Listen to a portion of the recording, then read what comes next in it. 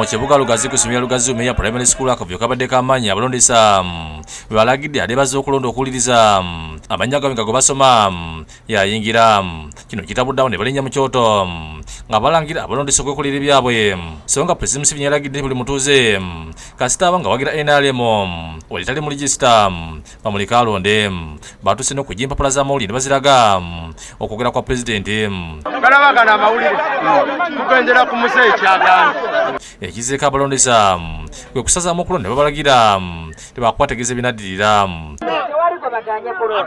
ku ssomero lya Kitega kya Uganda Primary School abalonzi babadde banjira wano tusangiriza onamyuka ssente wa NRM alimpa kigaji ono atunnyodde ng'okulonda bwe kutambudde weziwulidde essaawa 10 nga likyadde boogera essenkaba n'abawagizi be bali mu kuyisa bivvolo ekifo kya Lugazi municipality kivuganyizibwako abantu basatu okuli Senkaba Valence Lutayisire ne Isaac Mulindwa Sozi. tokuba munno oli okulonda gwayagala si kibuyi mu Buikwe South emalungu yagijja abalonzi abamu babaganye okulonda nga tebali ku nkalala lwaki batugaana olondanga ne kaadi baginkwasa y'NRM ate ne bagamba nti siriimu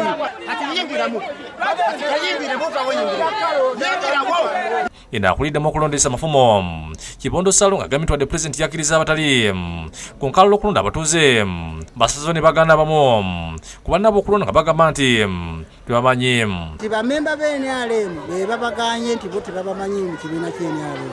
wano mubaka wa Buikwe South David Mutebi awangudde Elijah Kijjamu gwe abadde avuganya naye n'abalala.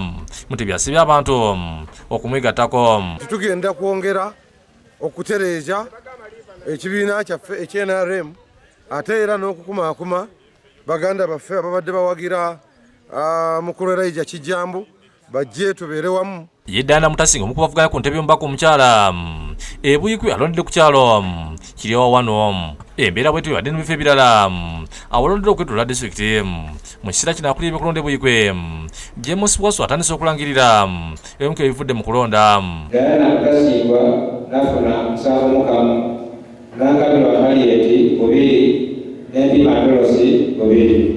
ono asiima ennyingiri y'okulonda gye kutambuddemu ate abawagizi ba People Power bayiye mu kulonda kwa kamyufu ka NRM ku kyalo mayangayanga mugombole kimenyedde emukono bano bakupye omubaka Robert Kafeesa kitoleko Buso balabye nga jaganya olubuwanguzi babadde yalekedde ku kyalo wabeeru ne bamusalira amagezi kukananga okulonda kuyise.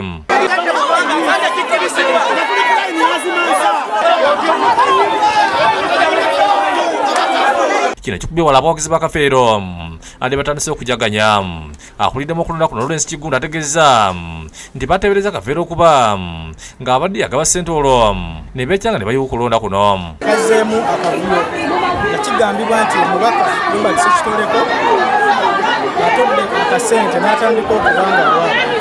Ye Kafeero embeera eno agambye ntegenda kumigula ttama kuba ebivudde mu bifo ebirala awalonderwa bibadde biraga nti ali waggulu. Lipoota ziraga nti awasinga obungi tuwangudde. Tutuuseko ne Magule Nakavubu alondedde ng'ono abadde avuganya n'emmere Nagula Sikizivo mu ky'omubaka omukyala. Twogeddeko ne Nakavubu ng'okulonda kuwedde ng'awaga. Akalulu okutwaliza wamu katambudde bulungi.